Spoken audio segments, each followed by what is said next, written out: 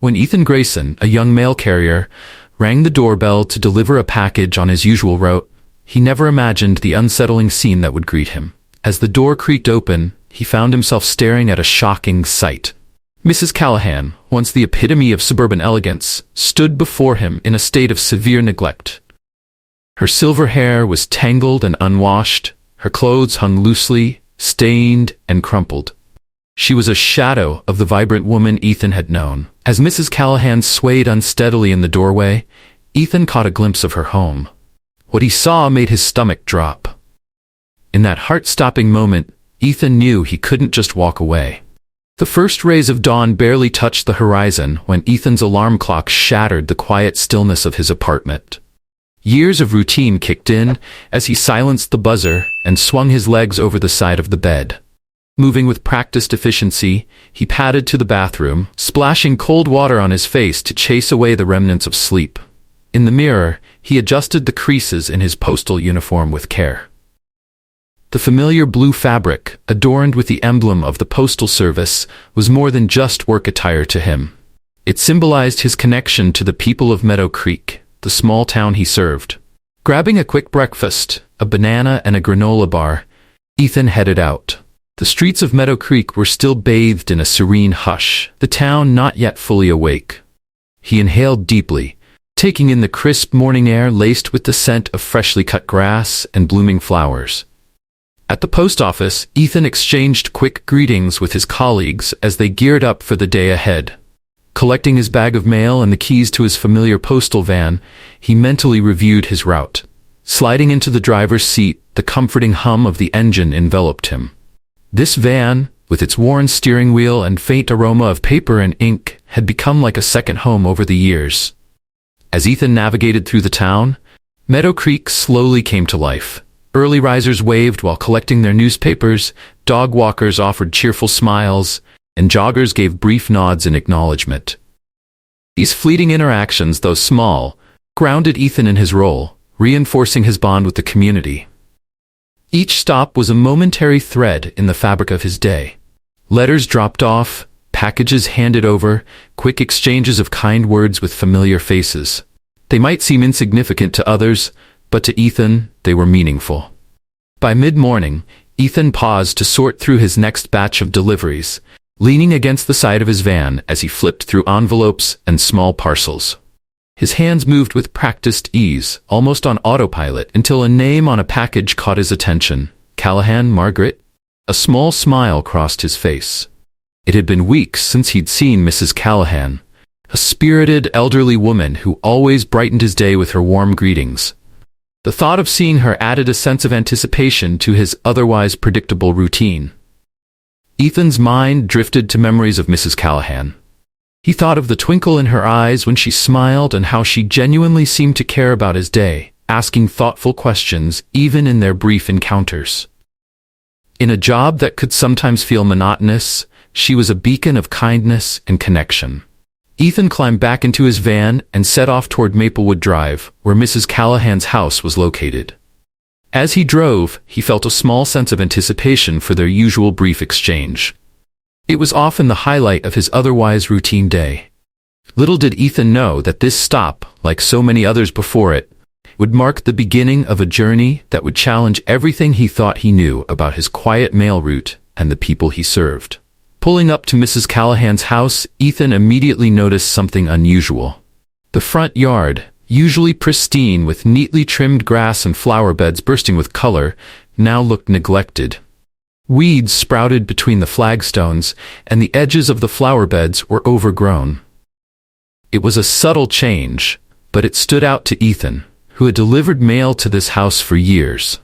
Shrugging off the observation, he grabbed the small package addressed to Mrs. Callahan and made his way up the path. The sun had warmed the concrete beneath his feet, and the air carried the faint scent of summer blooms. As he approached the door, he noticed another troubling detail. A stack of newspapers lay on the porch, their edges yellowed from days of exposure. Frowning, Ethan pressed the doorbell, its muffled chime faintly audible inside. He waited, shifting his weight from one foot to the other, ears straining for any sign of movement. Seconds stretched into what felt like minutes. After a long moment of silence, Ethan rang the bell again and added a few firm knocks on the door. Still no response. A faint unease began to creep over him. Mrs. Callahan was always prompt in answering the door, greeting him with a cheerful smile and warm words. Her absence felt wrong. It was like hearing an out-of-tune note in a familiar song. With a sigh, Ethan pulled out his notepad and scribbled a quick note about the package. He slipped it into the mailbox, which he now noticed was stuffed with uncollected letters. The sight only deepened his concern. As Ethan turned to leave, movement caught his eye. Across the fence, Mrs. Callahan's neighbor, Mr. Harvey, was watering his rose bushes. Ethan raised a hand in greeting, an idea forming in his mind. "Good morning, Mr. Harvey," Ethan called, walking over to the fence. The older man looked up, squinting against the sunlight. "Morning, Ethan. How are you today?" "I'm well, thank you," Ethan replied politely, though he hesitated before adding, "I was wondering, have you seen Mrs. Callahan lately?" Mr. Harvey frowned, his weathered face furrowing with concern. "Now that you mention it, I haven't. She used to be out in her garden nearly every day, but—" His voice trailed off as he looked toward Mrs. Callahan's house, his expression troubled. "How long has it been?" Ethan asked, a knot forming in his stomach. "Oh, at least a couple of weeks, I'd say," Mr. Harvey replied. "Is everything all right?" Ethan forced a reassuring smile, not wanting to alarm the neighbor unnecessarily. "I'm sure it's nothing. I probably just missed her a few times, that's all." "Thanks for your help, Mr. Harvey." As Ethan walked back to his van, Mr. Harvey's words echoed in his mind. 2 weeks without anyone seeing Mrs. Callahan? It didn't feel right. She was always visible, always tending to her garden or waving to passers-by. Her sudden absence was like a missing piece in the rhythm of Maplewood Drive. Climbing into his van, Ethan sat for a moment, gripping the steering wheel. He tried to rationalize the situation. Maybe Mrs. Callahan was visiting family, or perhaps she wasn't feeling well and had decided to stay indoors. But the overflowing mailbox, the unkempt yard, and now Mr. Harvey's confirmation of her absence all painted a different, more concerning picture. Starting the engine, Ethan pulled away from the curb, but he couldn't shake the unease that had settled over him.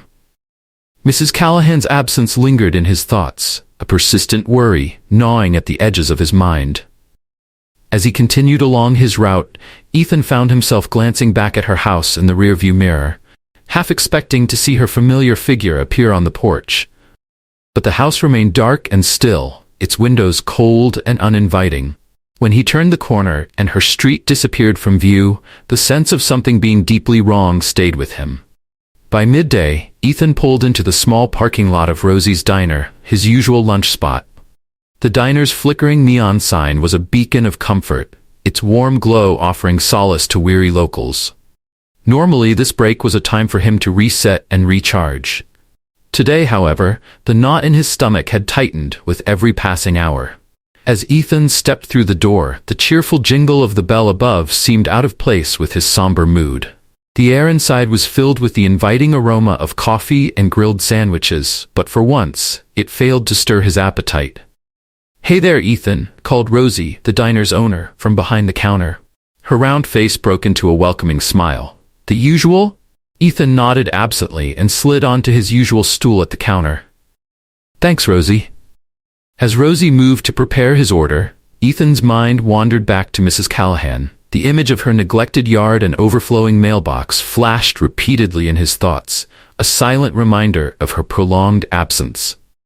He couldn't shake the sense that something was deeply wrong. When Rosie returned, she set a steaming plate in front of him, a turkey club sandwich with a side of crispy fries. But Ethan barely noticed. He picked at the food, his appetite gone, as his mind replayed every detail of his visit to Mrs. Callahan's house.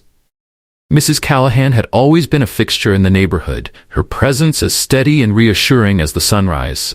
Ethan recalled countless mornings when her warm smile and kind words had brightened his day. Last winter, during a particularly bitter cold snap, she had insisted on giving him a thermos of hot cocoa to help him stay warm. In the spring, she had beamed with pride as she showed him her blooming roses, her face alight with joy. These small gestures, these moments of human connection, had always been a highlight of Ethan's route. Now the thought of her alone and possibly in trouble gnawed at him. What if she had fallen? What if she were ill and unable to call for help? The scenarios played over and over in his mind, each more troubling than the last. Ethan pushed his plate away, barely touched. Rosie, noticing his unusual behavior, approached with a look of concern. "Everything all right, honey?" she asked gently. "You've hardly touched your food." Ethan sighed, rubbing a hand over his face. "I'm just worried about one of the residents on my route," he admitted.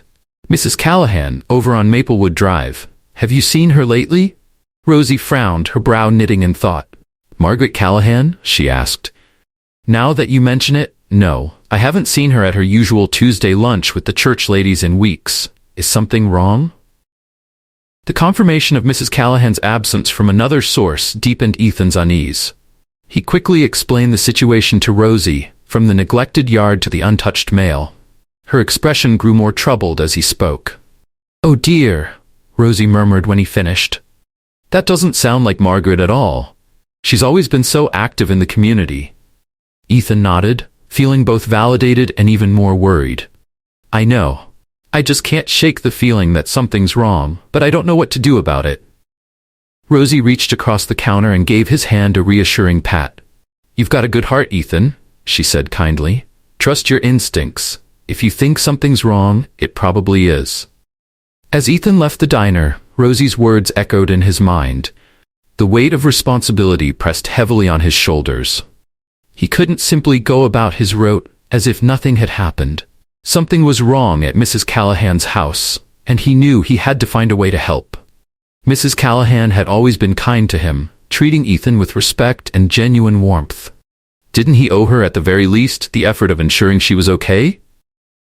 Climbing back into his postal van, Ethan made a firm decision. He could no longer ignore the uneasy feeling gnawing at him.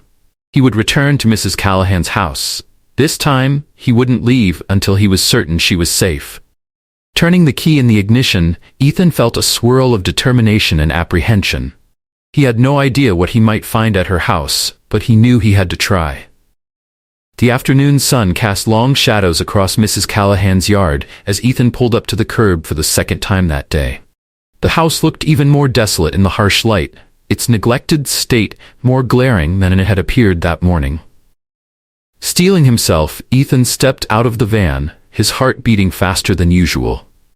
With purposeful strides, he approached the front door, resolved to get answers. As he reached out to press the doorbell, he caught a whiff of something he hadn't noticed earlier, a faint but unpleasant odor lingering around the porch. His stomach turned as he pressed the bell, its chime echoing through the house just as it had that morning. Seconds passed in tense silence. Then, at last, Ethan heard it. The slow, uneven shuffle of footsteps approaching the door.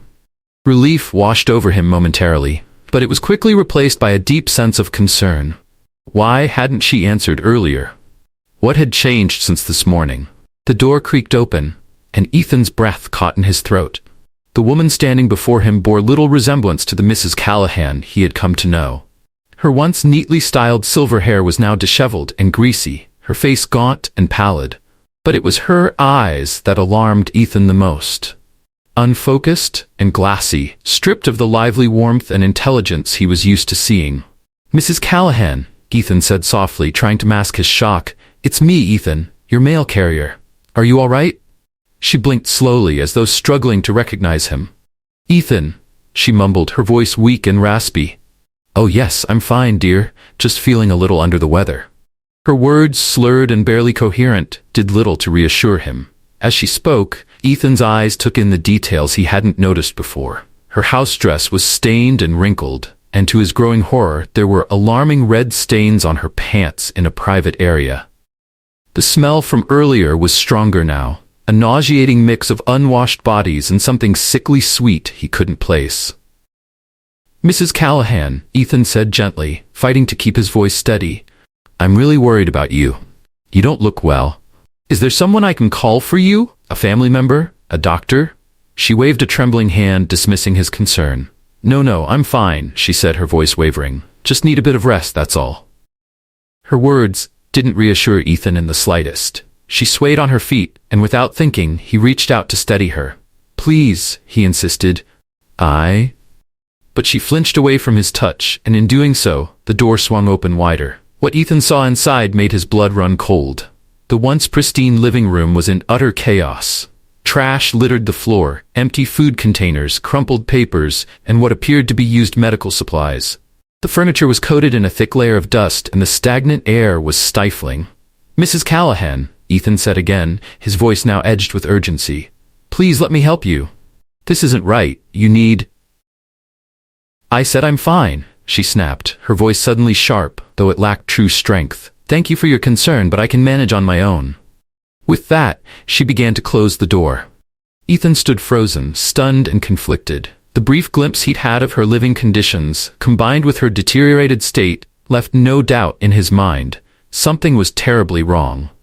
Yet respecting her privacy and autonomy warred with his growing sense of responsibility. As the door clicked shut, Ethan remained rooted to the spot, the weight of the situation pressing heavily on him. He knew he couldn't leave things like this. Mrs. Callahan needed help, whether she admitted it or not. Each step back to his van felt heavier than the last. Images of her frail figure, the disturbing stains on her clothes, and the disarray inside her house replayed in his mind like a haunting film reel. The stark contrast between the vibrant woman he knew and the reality he had just witnessed left him shaken and unsure. Ethan climbed into his van but didn't start the engine. Instead, he sat there gripping the steering wheel, his thoughts a whirlwind of conflict and doubt. The responsibility he felt toward Mrs. Callahan weighed heavily against his uncertainty about overstepping his boundaries. The van, once a place of comfort, now felt suffocating. Ethan struggled to steady his breathing, the enormity of the decision before him making each breath feel like a task. On one hand, Mrs. Callahan had explicitly told him she was fine. She was an adult, capable of making her own decisions. Who was he, just her mailman, to question her or interfere in her life? The professional side of him argued that he had already gone above and beyond by checking on her twice. Maybe he should simply respect her wishes and move on. But then, the memory of her gaunt face, the alarming stains on her clothes, and the chaos inside her home surged back into his mind. The Mrs. Callahan he knew would never have let things reach this state. Something was clearly desperately wrong. Closing his eyes, Ethan tried to center himself. He thought about all the times Mrs. Callahan had greeted him with a warm smile, how she always treated him with kindness and respect. He remembered the Christmas card she had given him one year, thanking him for his reliable service and friendly demeanor. She had seen him as more than just the mailman. She had seen him as part of her community. Could he really turn his back on her now when she so clearly needed help, even if she couldn't or wouldn't admit it? With a deep breath, Ethan made his decision. He couldn't leave things as they were. Even if it meant overstepping, even if Mrs. Callahan became angry with him, he had to try one more time. He owed her that much. Steeling himself, Ethan got out of the van and walked back toward Mrs. Callahan's front door. His steps were purposeful, each one driven by determination. This time, when he rang the doorbell, the silence that followed felt even heavier, almost foreboding. He waited, counting the seconds in his head before ringing the bell again. "Mrs. Callahan?" he called out, his voice firm but tinged with worry. "It's Ethan again. Please, I just want to make sure you're all right." The silence stretched on, broken only by the distant sound of a lawnmower and the faint laughter of children playing further down the street. The ordinary noises felt surreal against the rising sense of dread in Ethan's chest. He tried knocking again, his fist striking the wood with urgency. "Mrs. Callahan, if you can hear me, please open the door. I'm worried about you." As the minutes ticked by with no response, Ethan's anxiety surged. She had been there just moments ago. Why wasn't she answering now? Had something happened to her in the brief time since he'd last seen her? His mind spiraled with possibilities, each more alarming than the last. Had she fallen? Lost consciousness? The red stains on her clothing suddenly took on a far darker meaning. What if she was bleeding? What if she needed immediate medical attention? Ethan stepped back from the door, his heart pounding. He knew he was running out of time to act, and the weight of his next move pressed down on him like never before. He knew he needed to act, but what could he do? He wasn't family. He had no legal right to enter Mrs. Callahan's home. Yet the thought of walking away, of leaving her alone in such an alarming state, filled him with dread. With shaking hands, Ethan pulled his phone from his pocket. He stared at the screen for a long moment, his thumb hovering over the keypad. Making the call could change everything. It might be an overreaction, an invasion of Mrs. Callahan's privacy, and even a breach of her trust. But it could also be the decision that saved her life. Taking a deep, steadying breath, Ethan dialed 911. As the phone rang, he silently hoped he was doing the right thing. The dispatcher's voice came through, calm and professional. 911, what's your emergency? Ethan swallowed hard before speaking, his words tumbling out in a rush of urgency. My name is Ethan Grayson. I'm a mail carrier, and I'm really worried about one of the residents on my route. Her name is Mrs. Margaret Callahan, and she lives at 38 Maplewood Drive. I've been to her house twice today, and something seems very wrong. As Ethan described what he had observed, the unkempt yard, the overflowing mailbox, Mrs. Callahan's disheveled appearance, the stains on her clothing, the chaotic state of her home, and now her failure to respond, the weight of his concern pressed down on him. The dispatcher listened attentively, then assured Ethan that officers would be sent to perform a welfare check immediately. Given the seriousness of the situation, particularly the stains Ethan had mentioned, they would also dispatch an ambulance to ensure Mrs. Callahan received medical attention if needed. When the call ended, Ethan let out a long, shaky breath. There was no going back now. He had set events in motion, and all he could do was wait and hope he had made the right choice. Settling on the curb outside the house, Ethan's mind swirled with questions. Had he done too much? Or had he done too little? Would his actions truly help Mrs. Callahan? Or had he overstepped in a way that might hurt her? The kind woman, who had always brightened his day with her warmth and generosity, deserved so much more than this uncertainty.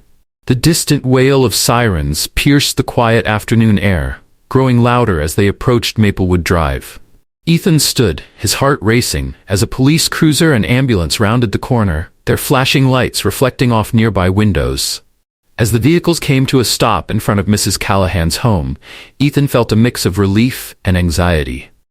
He had initiated this response, but now everything was out of his hands. Two police officers stepped out of the cruiser, their faces serious as they approached him. The taller of the two spoke first, his tone gruff but not unkind. Are you the one who called this in? Ethan nodded, swallowing the lump in his throat. Yes, sir. I'm Ethan Grayson, the mail carrier for this route. I'm the one who called about Mrs. Callahan. The officer nodded, pulling out a notepad. Can you tell us exactly what you saw that made you concerned enough to call 911? Ethan took a deep breath and recounted everything in detail. From the neglected yard and the stuffed mailbox to Mrs. Callahan's frail and disheveled state, the alarming stains on her clothing, and the unsettling state of her home, he laid it all out. As he spoke, he noticed the officer's expressions growing more concerned. You said you spoke to her earlier? The second officer asked. Yes, Ethan replied, nodding. She answered the door maybe 20 minutes before I called you. She insisted she was fine, but she clearly wasn't. And now she's not responding at all. The officers exchanged a look before turning toward the house. The taller officer turned back to Ethan and said, All right, we're going to check it out. You stay here.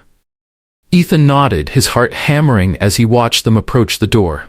Everything he had witnessed and reported now rested in their hands. Wait here, the first officer instructed Ethan. Ethan nodded and stood back, his stomach churning with a mix of anxiety and the faint hope that he had made the right decision. The taller officer approached Mrs. Callahan's front door and rang the doorbell, while his partner positioned himself to the side, one hand resting cautiously on his holster. Long moments passed without a sound from inside. The officers knocked loudly, announcing themselves as police and asking Mrs. Callahan to open the door if she could hear them. The silence that followed felt unbearably heavy. After several more attempts to get a response, the officers exchanged grim looks and conferred briefly. Then, to Ethan's shock, they began positioning themselves to force their way inside. Wait, Ethan called out, unable to stop himself. Are you sure that's necessary? The second officer turned to him, his expression sympathetic but firm. Sir, Based on what you've told us and the lack of response, we have reason to believe Mrs. Callahan may be in immediate danger. We need to perform a welfare check, and that may require entering the premises." Ethan nodded, stepping back with a pounding heart as the officers prepared to breach the door. The sound of splintering wood echoed down the quiet street as they forced it open and disappeared inside. The next few moments felt like an eternity to Ethan. He stood frozen on the sidewalk, straining to hear anything from within. His breaths came shallow and fast as tension gripped his chest. Suddenly, the silence broke. "We need medical assistance in here now," one of the officers shouted. The paramedics, who had been waiting by the ambulance, sprang into action. They rushed past Ethan, medical bags in hand, and hurried through the open door. The scene unfolding before Ethan felt surreal, like something out of a TV drama rather than the familiar, quiet Maplewood Drive he knew so well. He stood rooted to the spot as more voices joined the commotion inside the house. Urgent instructions rang out, followed by the rustle of equipment being moved. Beneath it all, Ethan caught a faint, pained moan that sent a chill through him. It was Mrs. Callahan's voice. The weight of what was happening hit Ethan all at once. His decision to call for help had set this into motion. While he felt relief that professionals were now handling the situation, he couldn't escape the guilt of wondering if he should have acted sooner. The reality of what Mrs. Callahan had been enduring was clearly far worse than he had imagined. Around him, the once calm street had become a scene of quiet chaos. Neighbors peeked out of windows, and a few ventured onto their lawns to watch the unfolding drama. The sight of flashing lights and the activity around the house had drawn their attention.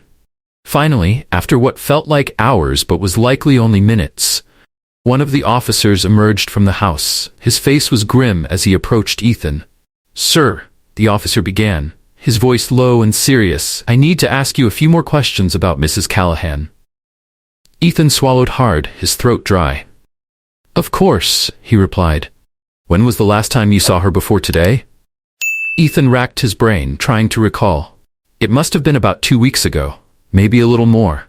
She usually comes to the door when I deliver the mail, but I hadn't seen her in a while. That's part of what worried me today." The officer nodded and jotted down notes in his pad. "In your earlier interactions with her, did she ever mention any health issues? Family members or friends who check on her regularly?" Ethan shook his head, the knot in his stomach tightening. "No, she never mentioned any serious health problems. I don't know much about her personal life, honestly. As far as I know, she lives alone." The officer nodded again, his face betraying little emotion. Before he could continue, the front door opened once more, this time with paramedics guiding a stretcher out. Ethan's breath caught as he saw Mrs. Callahan lying on the stretcher, her frail form nearly unrecognizable beneath the straps and blankets. Her face was pale, her breathing shallow, and an IV bag hung above her. The sight hit Ethan like a physical blow.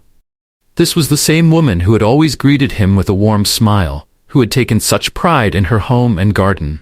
Now she looked so fragile, so vulnerable. As the paramedics loaded her into the ambulance, Ethan turned back to the officer, his voice barely a whisper. "What happened? Is she going to be okay?" The officer sighed, his face heavy with the burden of what he had seen. "It's hard to say right now, but from what we've found inside, Mrs. Callahan is in serious condition. She appears to have been living in extremely unsafe circumstances. The medical team will do everything they can for her." The officer sighed. "From what we can tell, Mrs. Callahan appears to be a cancer patient. We found evidence of treatments, medication, medical equipment, that sort of thing. She's severely dehydrated and malnourished." He hesitated before adding, "What's puzzling is why she was at home in this condition instead of in a hospital. It seems she's at a stage where she needs constant medical care." Ethan felt his knees weaken as he absorbed the information. But she answered the door earlier. She told me she was fine. "People in her condition often try to hide how bad things are," the officer said gently. "Pride, fear, confusion. There could be many reasons. What matters is that you trusted your instincts and called us.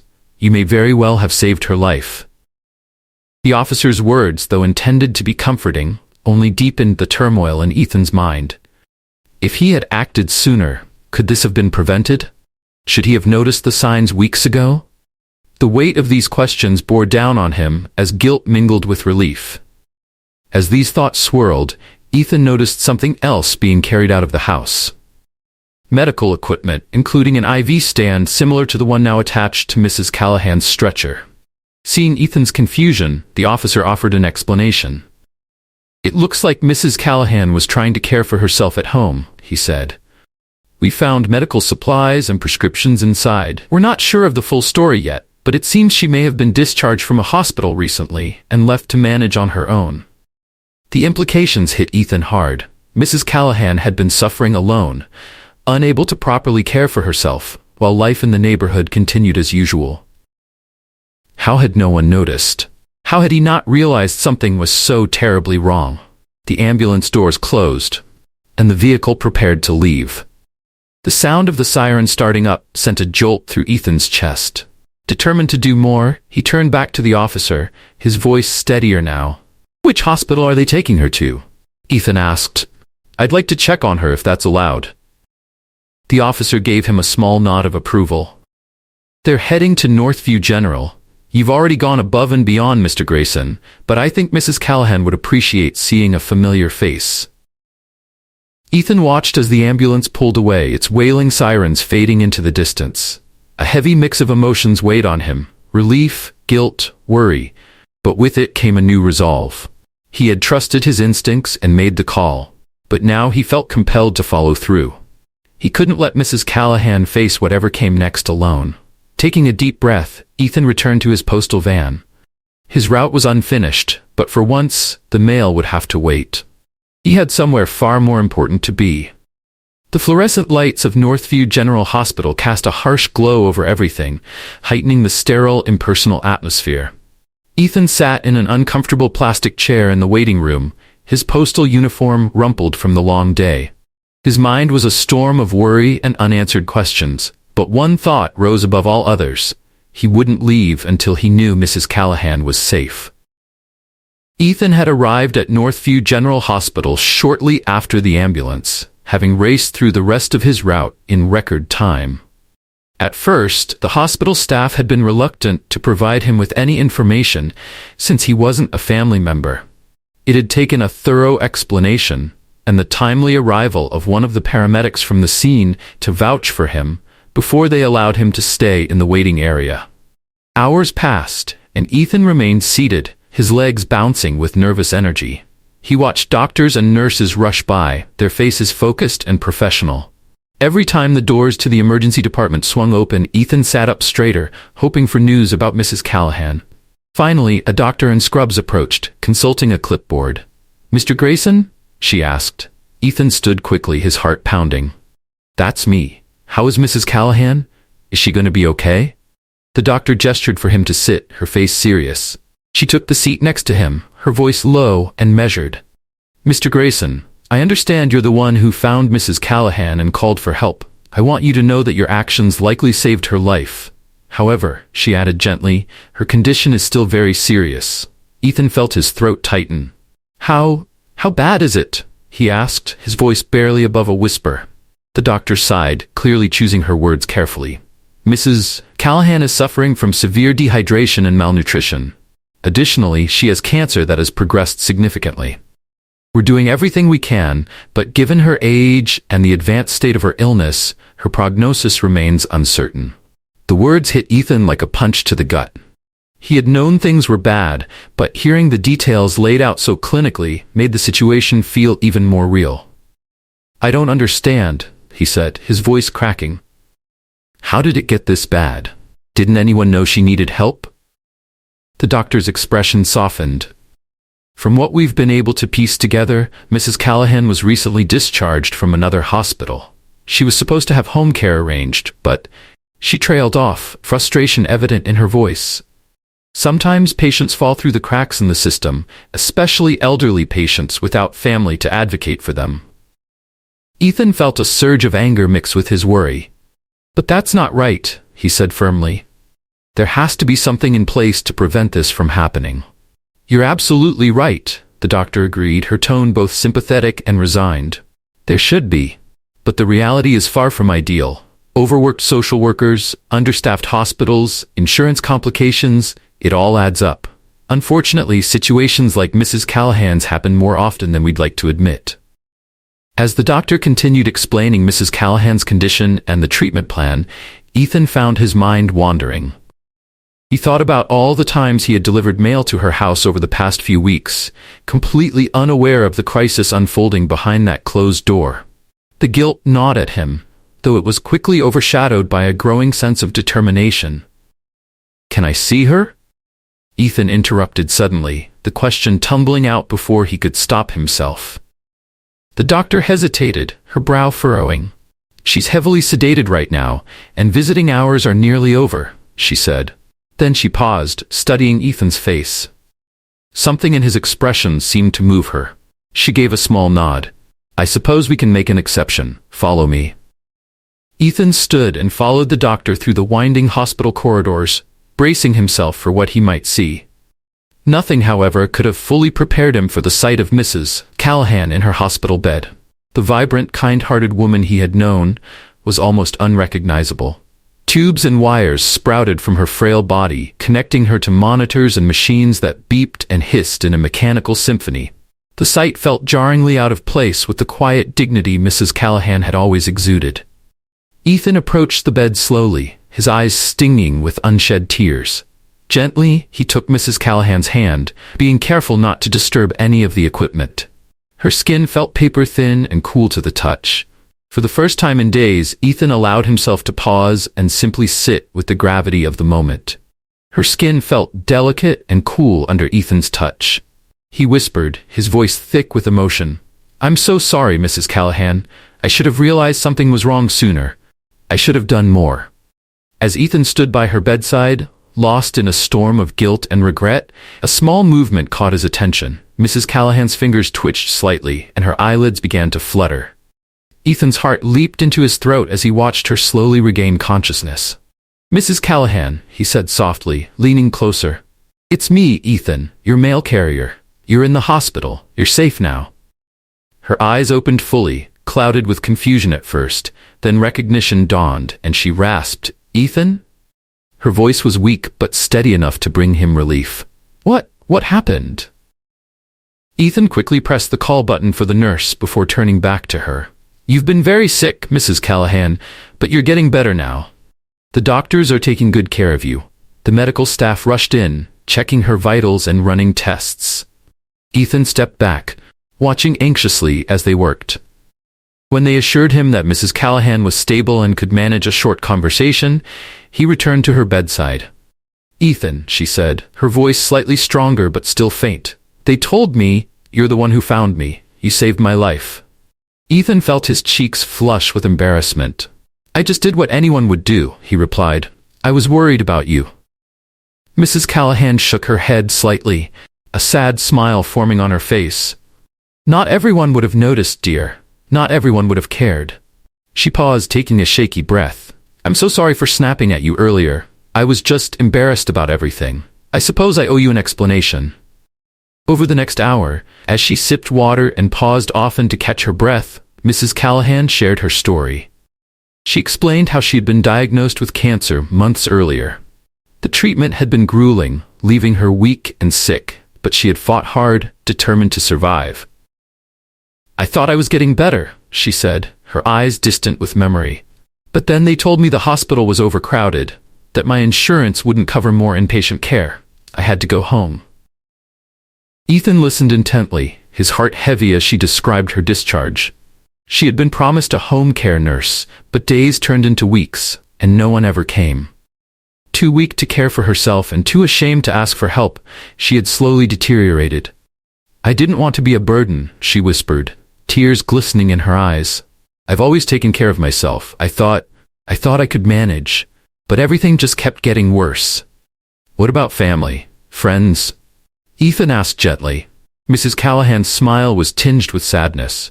"Gone, dear. My Harold passed years ago, and we never had children. Most of my friends are either gone or in situations like mine. I didn't want to trouble the neighbors. Everyone has their own problems, you know." Ethan felt a lump forming in his throat. The thought of her struggling alone, too proud or ashamed to reach out, was almost unbearable. "You're not a burden, Mrs. Callahan," he said firmly. "You should never have been left alone like that. It's not right." Mrs. Callahan squeezed his hand weakly. "The world isn't always right, dear, but having people like you in it, that gives me hope." They sat together in comfortable silence, both processing the weight of the conversation. A gentle knock at the door interrupted their thoughts. The doctor who had spoken to Ethan earlier entered the room, clipboard in hand. His expression was cautiously optimistic. "Mrs. Callahan," he began, his tone professional yet kind, "I'd like to discuss your treatment plan moving forward." "If you're feeling up to it," the doctor said gently. Mrs. Callahan nodded, her hand instinctively reaching for Ethan's. He gave it a reassuring squeeze as the doctor continued. "The good news is, despite the recent setback, we believe you have a strong chance of recovery if you're willing to undergo further treatment. The cancer hasn't progressed as much as we initially feared, and with aggressive therapy, we're optimistic about your prognosis." A glimmer of hope lit up Mrs. Callahan's eyes, but it was quickly tempered by worry. The doctor noticed her apprehension and shifted uncomfortably before addressing the elephant in the room. "However," he said, his tone becoming more cautious, "we do need to discuss the financial aspects of the treatment plan. Given the extent of care you'll need, I have to ask about your insurance status. This will be a high-cost treatment, and we need to—" "Don't worry about that," Ethan interjected, his voice steady and resolute. Both the doctor and Mrs. Callahan turned to him, startled by his sudden declaration. Ethan continued, his gaze unwavering. "Figure out what insurance will cover, and if there are additional costs, I'll make sure she's taken care of. I know for a fact that our neighbors, our whole community, would be more than willing to pitch in as well." Turning to Mrs. Callahan, Ethan softened his tone. "You don't have to face this alone anymore. We'll help you through this." The doctor's face relaxed into a relieved smile, visibly moved by Ethan's commitment. That's wonderful. It will certainly make things easier. I'll leave you two to discuss things further. We can go over the details of the treatment plan tomorrow once you've had some rest, Mrs. Callahan." As the doctor left the room, Mrs. Callahan turned to Ethan, her eyes brimming with tears. "Ethan, I don't know what to say. What you're offering, it's too much. I can't possibly accept." "You can and you will," Ethan replied gently but firmly. "Mrs. Callahan, you've always been kind to me and to everyone in the neighborhood. Now it's our turn to be there for you."